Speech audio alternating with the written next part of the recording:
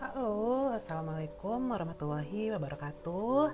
Ketemu lagi ya teman-teman, masih di praktikum statistik multivariat.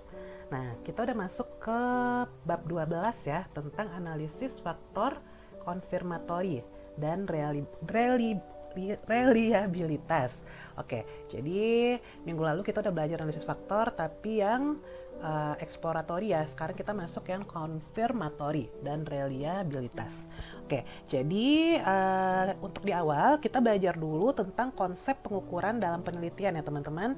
Pengukuran memainkan peran penting dalam penelitian kuantitatif karena merupakan jembatan yang menghubungkan antara konsep yang ada dalam pikiran si peneliti dengan realitas.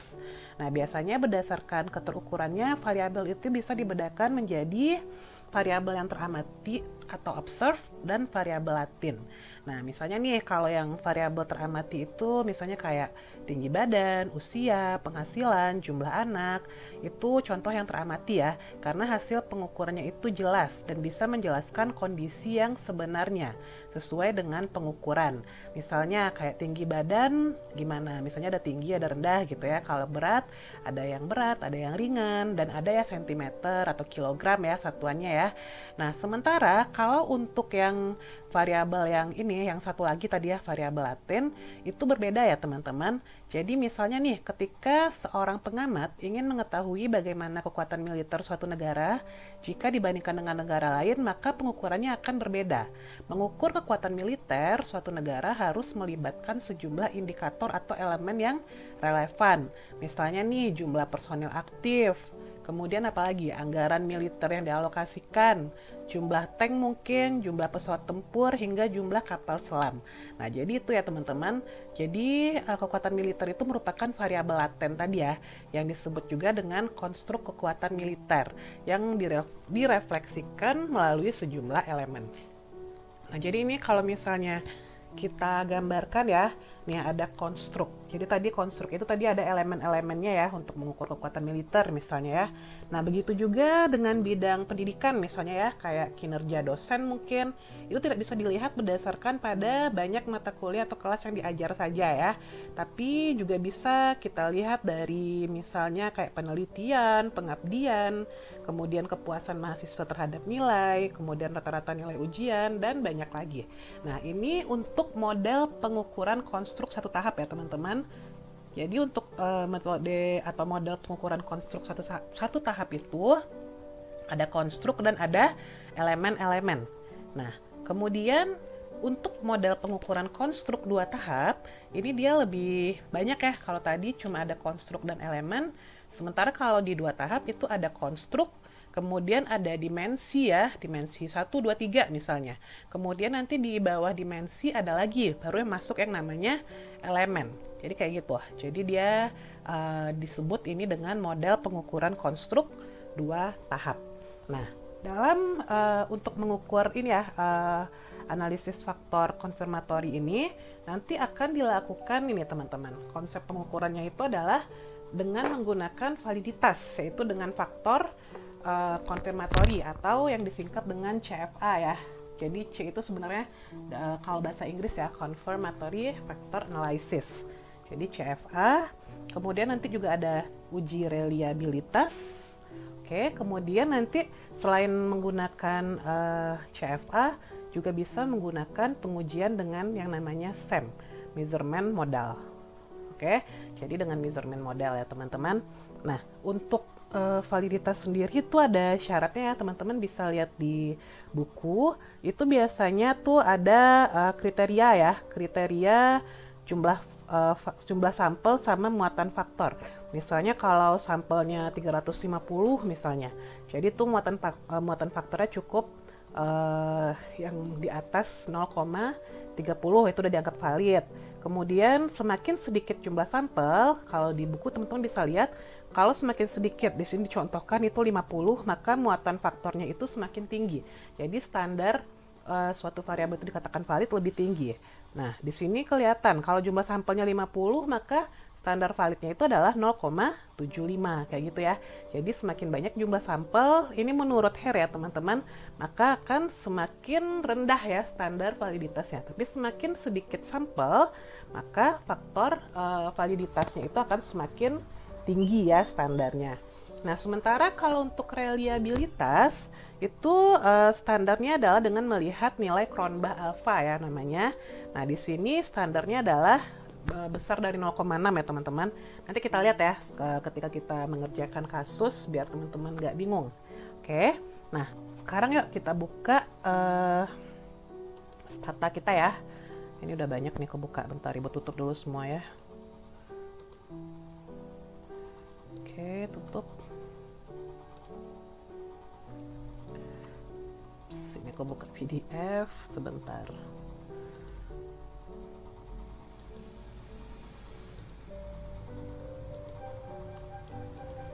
Oke, 1, 2.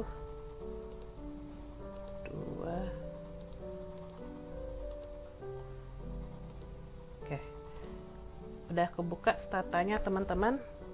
Nah, sekarang kita mau lihat ya, kita akan bekerja langsung aja Ctrl O. Kita akan bekerja dengan data yang namanya CFA1. Oke, udah ketemu CFA1 teman-teman. Nah, jadi kita lihat ya apa sih sebenarnya kasusnya. Lihat di data editor ya. Jadi ini ya teman-teman, jadi di sini seorang peneliti itu ingin mengembangkan sebuah instrumen persepsional untuk mengukur kesolehan istri. Jadi dia menggunakan 4 item pertanyaan.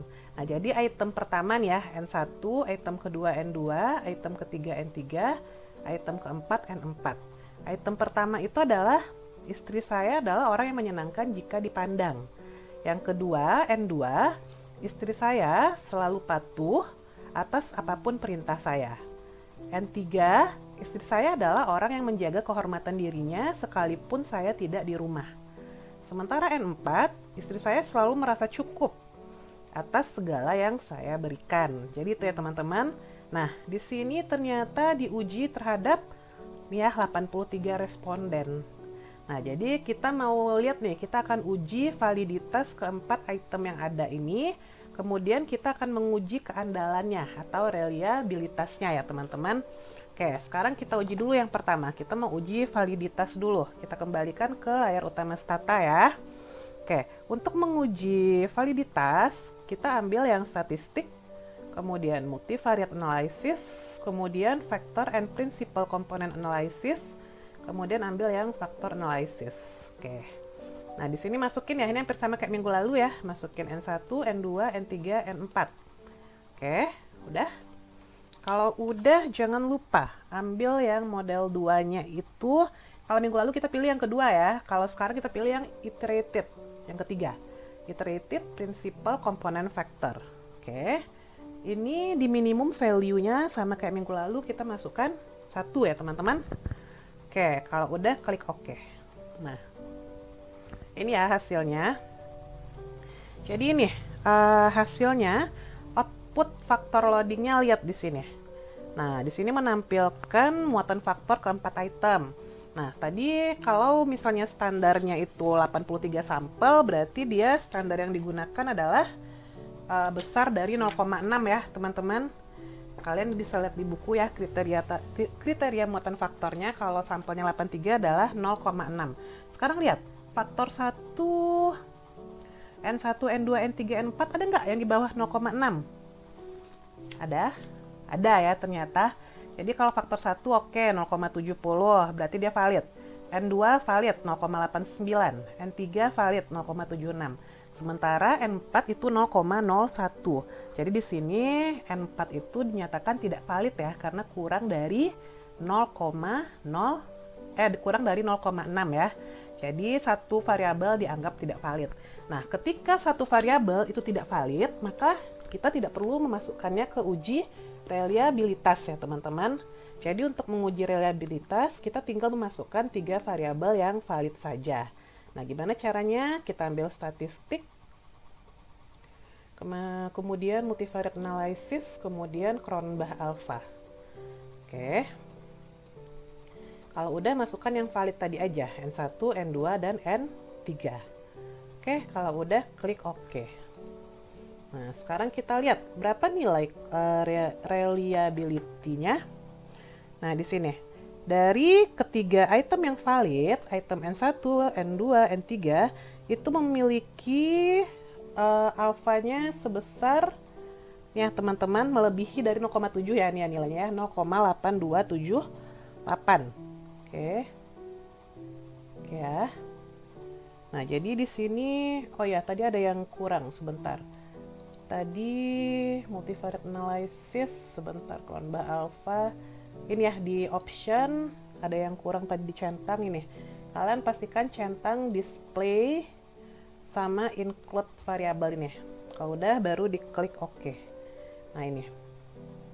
Jadi N1, N2, N3 sampelnya observasinya di sini adalah 83 orang tadi ya. Tandanya positif semuanya ya. Oke. Kemudian kita lihat nilai ini item alfanya. Kalau secara garis besar yang di atas 0,7 adalah N1 dan N2 ya. 0,8118 sama 0,7668. Ini yang di atas 0,7 ya. Sementara yang N2 itu alfanya di bawah 0,7. Namun dia masih cukup memadai ya teman-teman. Nah, jadi secara keseluruhan ketiga item ini memiliki keandalan yang baik. Nah, kalau kita lihat rata-rata di sini ya 0,8278. Jadi kalau secara keseluruhan dia udah cukup andal ya. Jadi reliabilitas itu untuk melihat keandalan. Oke. Nah, itu dengan menggunakan confirmatory ya teman-teman. Confirmatory factor analysis. Jadi bertahap. Kita lihat dulu tadi validitasnya, baru kita masuk ke reliabilitas. Nah, kemudian gimana dengan SEM? Nah, kalau menggunakan SEM itu kita nanti bakal menggambar ya teman-teman ya. Kalian bisa lihat buku halaman 119. Jadi ada kriterianya ya, ada kriteria goodness of fit ya namanya. Chi-square-nya itu p-value harus besar dari 0,05. Kemudian RMSEA-nya itu kecil sama dari 0,08. Apa tuh keterangannya ada di buku ya semuanya ya. Kemudian CFI-nya itu besar dari 0,90. Kemudian SRM-nya kecil dari 0,08. Nah, sekarang kita lihat dulu ya, kita periksa dulu asumsinya. Oke, kita lihat dulu statistik, kemudian multivariate analysis, kemudian multivariate test, multivariate analysis, multivariate test of means,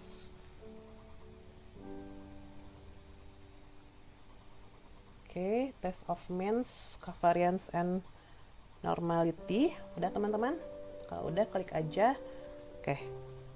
Di sini kita pilih yang normality ya. Oke, normality. Di sini kita masukkan, kita periksa dulu asumsinya untuk N1, N2, N3, N4. Ini untuk SEM ya. Nah, kalau udah ambil option yang ini ya teman-teman. Di optionnya ambil yang display test for univariate normality. Kalau udah tinggal klik OK. Nah, ini hasilnya. Jadi di sini ada ya kelihatan skewness, kurtosis ya.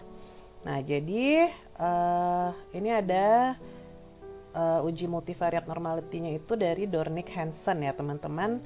Nilai prop besar dari chi-square-nya itu, chi-square-nya itu 0,2964. Nah, jadi kalau misalnya prop besar dari chi-square-nya ini 0,2964, berarti kan lebih besar dari 0,05. Jadi dengan demikian asumsi normalitasnya sudah terpenuhi. Karena untuk melihat normalitas itu harus besar dari 0,05. Berarti udah bisa kita lanjut untuk menguji SEM ya teman-teman. Nah, sekarang kita lihat. Oke, untuk menguji SEM kita ambil statistik. Oke, sama ini SEM. Structural Equation Model. Oke. Kalau udah ambil yang model building and estimation teman-teman. Nah, dia akan muncul seperti ini. Oke, sudah. Ini agak rumit ya, jadi kalian harus memperhatikan sambil praktek langsung kalau bisa. Nah, ambil yang ini teman-teman, add measurement component. Oke, klik. Sudah. Kalau udah tinggal kalian klik di sini, muncul ya kayak gini. Tadi kita bikin latent variable namanya adalah Soleha ya. soleha. Oke, udah? Kalau udah, masukin measurement variabelnya itu tadi ada N1, N2, N3, N4. Oke, ininya kita ambil yang ke kiri ya teman-teman, kita mau bikin modelnya ke kiri. Oke, sudah? Bisa diikuti. Jadi tadi kalau udah ini diambil, kalian klik aja di sini. Nah, baru dibikin di sini adalah soleha. Oke. Kalau udah bikin soleha, baru masukin N1, N2, N3, N4. Daun ini pilih menjadi left. Dah, kalau udah klik OK. Nah ini besar banget ya teman-teman. Kita kecilin sedikit. Oke, sebentar. Coba dia bisa digeser loh. Udah nggak apa-apa. Nah ini ya, N1, N2, N3, N4. Kelihatan ya? Oke. Jadi kalau cara ngegesernya tinggal dikotakin dulu. Nanti lihat gimana ya tadi. Nah nih, kalau udah 4 gini baru kita geser ke sini. Nah, baru dan nanti muncul ya N1, N2, N3, N4. Ini errornya ya. E1 ini error 1, error 2, error 3, error 4. Oke, sekarang kita mau lihat. Kita harus melakukan dulu, kita kecilin lagi aja ya, terlalu besar. Nah, nih. Nah, ini aja. Nah, kita estimation ya teman-teman, estimasi, klik estimate. Oke, udah. Nah, kalau udah, di bagian model, pilih yang ini, maximum likelihood. Udah ya, udah tercentang. Kalau udah, kemudian pada tab reporting, pastikan mencentang ini tetap ya 0,95 nih, display standardized coefficient and values. Oke. Kalau udah tinggal klik OK. Nah, nanti dia akan muncul angka ya di sini teman-teman. Jadi ini nilainya. Nah, gimana caranya kita lihat ke menu utama Stata, ini untuk nilainya teman-teman. Nih, jadi ini nilainya ya. Jadi begini bentuknya. Nah, di sini kalau misalnya kelihatan ya. Jadi di sini dari keempat item ditemukan satu item yaitu N4. Coba lihat di sini. Coba lihat di sini ya, koefisiennya semuanya gimana. Ini N1 itu 0,70 ya. Lihat nilai yang paling atas. 0,70 berarti udah aman ya, lolos validitas. N2-nya 0,89. Di atas 0,7, di atas 0,6 ya, lolos juga validitasnya. N3-nya 0,76, lolos juga validitasnya. Nah, sementara N4 itu nilainya cuma 0,015 ya, teman-teman. Jadi dia kecil ya dari 0,6. Nah, jadi berdasarkan berdasarkan HARE tadi ya, maka yang N4 ini dia tidak tidak bisa dikatakan lolos ya untuk uji validitasnya. Jadi kayak gitu ya kesimpulannya teman-teman. Kemudian kita lanjutkan lagi dengan evaluasi goodness of fit-nya. Nah, goodness of fit itu yang tadi, yang ada standar-standar yang banyak tadi ya. Jadi kita ngambilnya statistik, kemudian ambil SAM tadi lagi, kemudian ambil yang ini, goodness of fit ya teman-teman. Kemudian ambil yang overall goodness of fit. Nah ini udah kepilih otomatis ya, goodness of fit statistik atau GOF. Oke, ini statistik type-nya ini kalian ambil yang all ya, all of the above. Oke, kalau udah kalian tinggal klik OK aja. Nah ini, jadi ini teman-teman nilai-nilainya, nilai dari ukuran goodness of fit-nya. Oke. Nah, jadi kalau diringkaskan itu kalian bisa lihat ya di buku halaman 125, chi-square-nya itu 0,950 nih. Nih, 0,950. Tabel ringkasannya di dalam 125 ya. 0,950. Nah, kriterianya p-value-nya harus besar dari 0,05, berarti fit ya. Kemudian RMSEA-nya 0,000. Nah, standarnya itu harus kecil sama dari 0,08, berarti fit.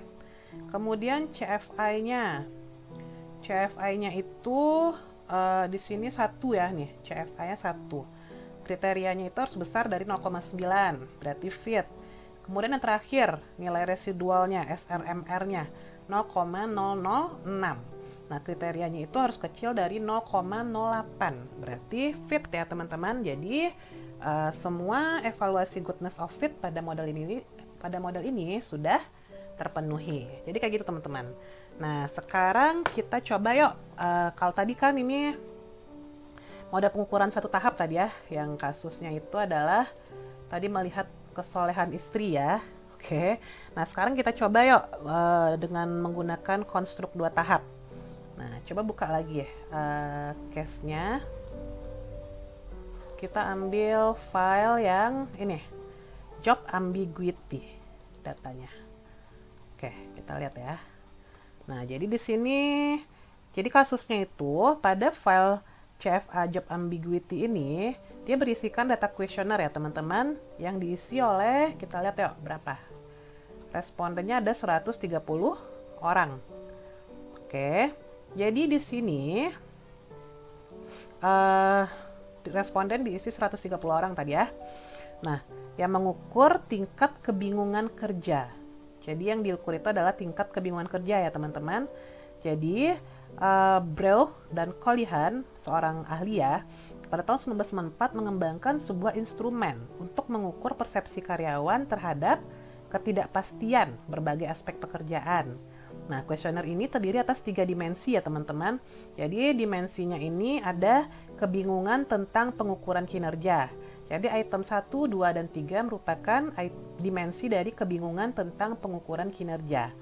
Kemudian item 4, 5, dan 6 merupakan kebingungan tentang metode kerja. Nah, item 7, 8, dan 9 itu kebingungan tentang jadwal pekerjaan. Jadi kayak gitu ya kasusnya. Jadi kalau misalnya yang pertama kita lakukan sama kayak tadi ya, kita lakukan dulu adalah kita periksa dulu asumsinya. Nah, kita ke layar stata utama dulu, kita langsung aja ketik db spasi mv test. Oke, normality berarti di sini kita mau lihat dulu normalitasnya, berarti semua item ya, teman-teman. Item 1, 2, 3, 4, 5, 6, 7, 8, 9. Oke. Udah masuk semua, tinggal klik OK. Oke, di sini udah besar ya, dari 0,05 ya, prop chi-square-nya itu 0,44. Standarnya adalah normalitas itu dikatakan normal ketika besar dari 0,05. Oke, berarti kita udah bisa langsung masuk ke membuat ininya ya, SEM-nya ya, teman-teman. Nah, kita tutup dulu ya yang tadi, nolkan saja. Nah, kita ambil statistik SEM model building ya. Oke, tadi ada 3 ya, teman-teman. Ini ya, jangan lupa ambil yang add measurement component. Oke, yang pertama tadi namanya adalah kebingungan pengukuran kinerja. Sebentar. Tinggal hapus, kita bikin namanya di sini kin. Oke, kinerja itu item yang masuk adalah tadi item 1, 2, dan 3 ya. Oke, sekarang kita modelnya ke bawah aja ya, teman-teman. Kita bikin ke bawah. Nah, udah tinggal klik OK. Tuh, ini gede banget ya, jadi 125 lagi ya.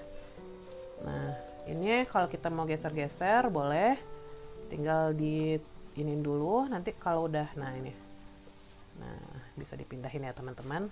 Oke, kemudian tambah lagi, bikin lagi yang kedua. Yang kedua namanya tadi adalah tadi yang kinerja, yang kedua kebingungan metode tadi ya. Aduh, nih metode. Nah, kebingungan metode kerja ini tadi item ke 4, 5, dan 6 ya. Oke, ininya jangan lupa down ya, modelnya ke bawah. Udah oke. Nah, ini kalau mau diluruskan, bikin sama lurus aja teman-teman, sejajar gitu maksudnya ya, biar rapi.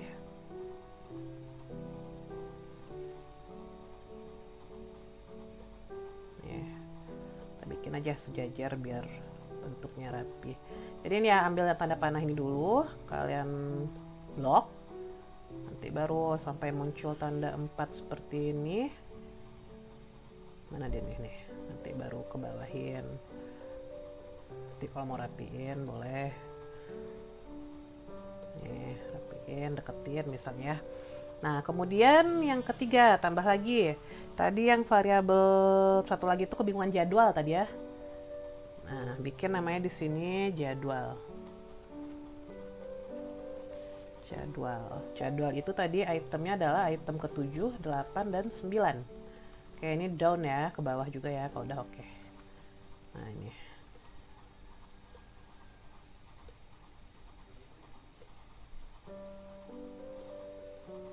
Wah, satu ketinggalan ya. Ntar kita besarin aja. Adjust canvasnya, tambah aja jadi 10. Oke, nah biar besar deh ya teman-teman.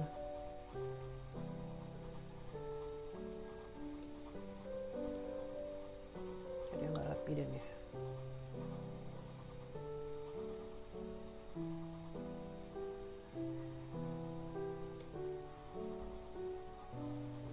Rapiin aja. Nih tadi. Nah, udah. Oke. Kalau udah, nah ini kan ada 3 nih teman-teman. Kita inikan dulu ya, kita hubungkan dulu ke 3 dimensi ini. Jadi ini, ambil yang ini ya, add covariant atau C. Oke, jadi hubungkan ini ke sini. Oke, kemudian ini ke sini. Kemudian ini ke sini. Oke, jadi seperti itu teman-teman. Nah ini, jadi kita udah merapikan, kita bikin, setelah rapi kita bikin hubungan ya. Oke, kalau udah baru kita kerjakan seperti tadi. Kita ambil yang estimation, kemudian estimate. Oke, kalau udah di bagian model tadi ya, pastikan maksimum likelihood-nya diambil. Kemudian di bagian reporting, ini nih, display, standardized, coefficient and value juga udah tercentang. Kalau udah tinggal klik oke. Nah, oke, jadi muncul ya nilainya ya teman-teman. Di sini ada nilainya. Nah, coba kita lihat menu stata utama untuk melihat nilainya. Nih, jadi itemnya tuh banyak nih ya. Item 1, tadi 9 ya itemnya ya, 1 pasti sampai 9. Nah, sekarang coba lihat. Kalian bisa lihat juga ya di buku, ringkasannya ada di halaman 132.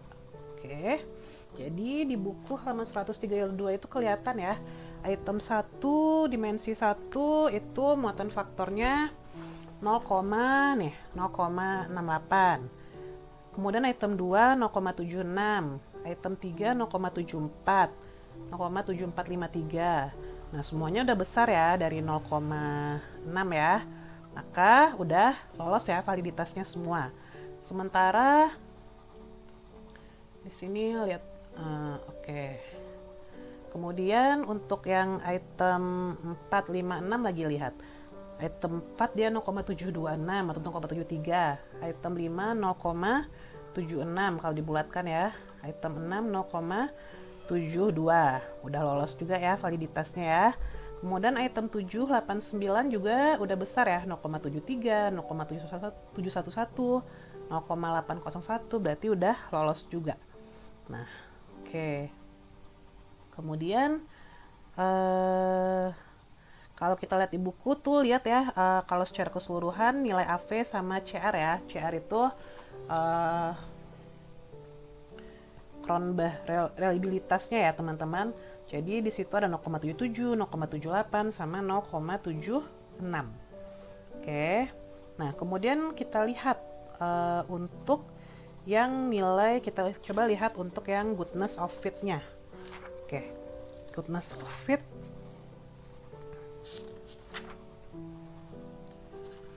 Coba langsung kita uji untuk goodness of fit. Ambil yang statistik, yang SEM. Kemudian tadi nih goodness of fit, overall goodness of fit. Nih ambil yang ini, oke. Nah ini ya teman-teman, nilai goodness of fit.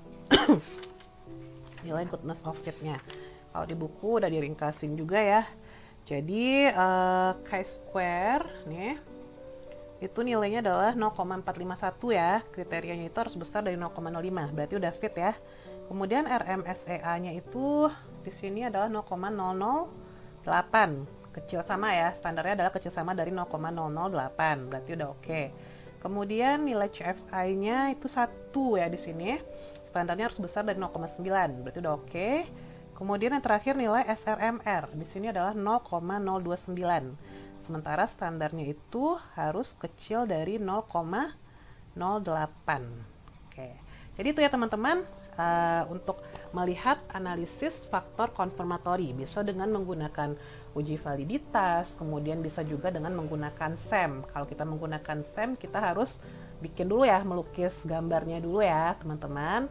Oke teman-teman, semoga bisa mengikuti ya pelajaran kita kali ini. Agak banyak ya materinya karena tadi kita belajar yang 1 tahap sama yang 2 tahap. Jadi intinya kalian harus membiasakan diri. Oke, jadi banyak ngerjain latihan. Nah, sementara segitu dulu ya materi kita untuk analisis faktor konfirmatori ini. Bila ada kesalahan, mohon maaf ya teman-teman. Terima kasih sudah mengikuti kelas hari ini. Nanti kita akan diskusi di Google Meet ya teman-teman di kelas. Oke, jika ada kesalahan mohon maaf. Kita akhiri kelas kita hari ini. Wabillahi taufiq wal hidayah. Wassalamualaikum warahmatullahi wabarakatuh teman-teman.